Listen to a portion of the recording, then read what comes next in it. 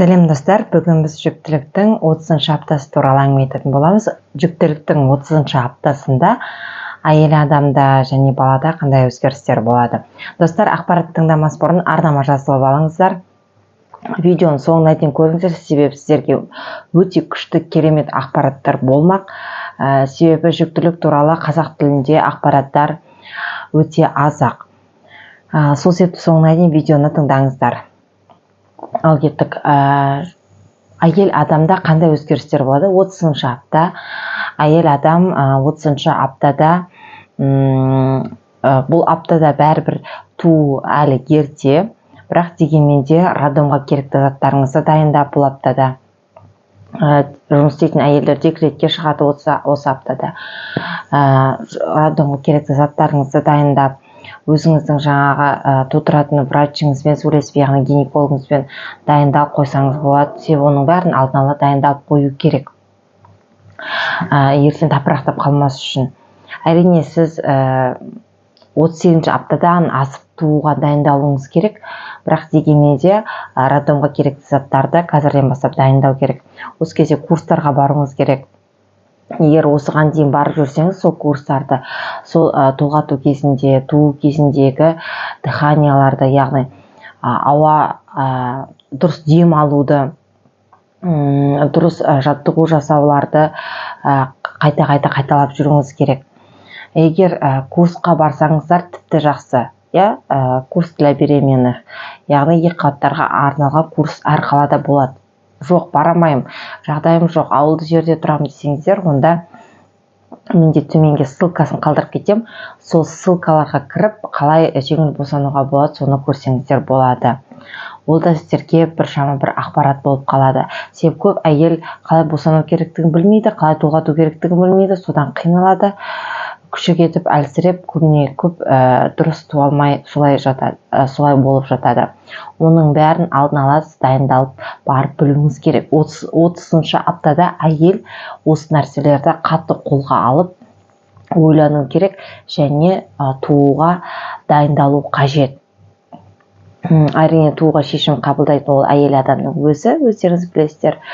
Бірақ 38-ші аптада, Құдай қаласа 38-ші аптадан асырып туам, яғни дені сау бала туамын деп өздеріңіз іштей ниеттенсеңіздер, сол уақытта болады. Көбісі ойлайды, бала өзі туылады деп. Жоқ, тууға шешімді әйел адам өзі қабылдайды. Осыны жаттап алыңыздар. Енді балада қандай өзгерістер болады? Баланың бойы 37 сантиметрдей, салмағы 1300 граммдай болады. Кейбір әйелдер айтады, 200 осы аптада тудым, 2000 граммнан асып туылды дегендей. Ол енді әр адамның геніне байланысты. Егер сіздің геніңізде, тұқымыңызда ірі болса, өзіңіз ірі болсаңыз, күйеуіңіз ірі болса, сонда ірілік болса, ата-тектеріңізде, онда баланың салмағы да ірі болып туылады, баланың бойы да ұзын болып туылады. Егер баланың өзіңіз кішкентай, болмаса күйеуіңіз үлкен, өзіңіз кішкентай болсаңыз, өзіңізге тартып кетуі мүмкін. Яғни өзіңіз кішкентай, күйеуіңізде салмақ кішкентай, арық адамдар болсаңыз, балаңыз да солай тууы мүмкін да. Бұл жерде бір қатып қалған қағида жоқ, стандарт түрде айтылады, яғни стандарт түрде осынша грамм болады, осынша бойы болады деп. Бірақ әр адамның геніне байланысты болып келеді. Өздеріңіз де білесіздер, кейбір балалар 4 килограммнан асып туылып жатады. Туылған кезде дені сау, доношенный бала дейміз, соның өзі 4,5 кило, тіпті одан да көп туылып жатқандар бар. Оның бәрі сол ата-анасының геніне байланысты болып туылады. Сондықтан да бұл жерде белгілі бір қатып қалған қағида жоқ, стандарт бойынша айтамыз. Енді осы аптада сізге УЗИ тағайындалады. УЗИ тағайындалған кезде барып түсуіңіз керек болады. Осы жерде қағанақ суының мөлшері, яғни околоплодная вода деп айтамыз. Одан кейін судың тазалығы, кірлігінде айтылып жатады. Егер су кір десе, онда соған байланысты гинеколог өзінің емін жазып беруі мүмкін. Бірақ дегенмен де жақсы ойлар ойлап, жақсы ниетте болып, жақсы тілекте болсаңыз, Алла қаласа барлығы жақсы болады. Мен көп нәрсені психологиямен байланыстырамын. Егер анасының көңіл күйі жақсы болса, баласымен сөйлессе, барлығы анасының өмірінде барлығы жақсы болса, жақсы ойлап, жақсы музыка тыңдап, жақсы бір дайындалып жүрсе, онда тууға жақсы дайындалып жүрсе, ертең Құдай қаласа жақсы, мінезі көркем, былайша айтқанда сізді қатты әбігерге салмайтын бала тууы мүмкін да, көңілді сондай. Сол себепті баламен қазірден бастап контакт орнатып, ертең туған кезде қиналып қалмайтындай, мысалы кейбір жылауық балалар болады. Мен ойлаймын, ол жылауық балаларда анасы екі қат кезінде көп ашуланған, көп жүйкесіне салмақ түсірген. Енді екі қат кезде әйел эмоционалды болады ғой. Әр адамның өмірінде әртүрлі жағдай болуы мүмкін. Ондай әйелдерде баласы жылауық болып туы мүмкін. Енді іштей не сезінеді, ол бала сыртқа да соны шығарады ғой. Сондықтан да барынша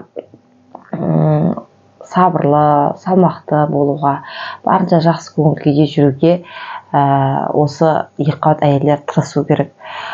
Тек болмай жатса, дұғалар бар, сүрелер бар, Аллахтың көркем есімдері бар. Осыларды қайта айтылып жүрсеңіз, өзіңізді тынышталдыру өте жақсы.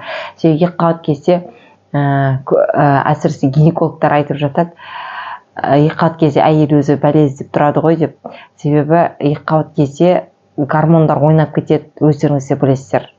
Әртүрлі эмоционалды көңіл күй болады. Кейде жылағың келеді, кейде күлгің келеді, кейде бір ашуланғың келеді, кейде өмірден баз кешіп кеткің келеді деген секілді әртүрлі эмоционалдық жағдайлар болады. Әйел оны өзі контролировать ете алмауы мүмкін.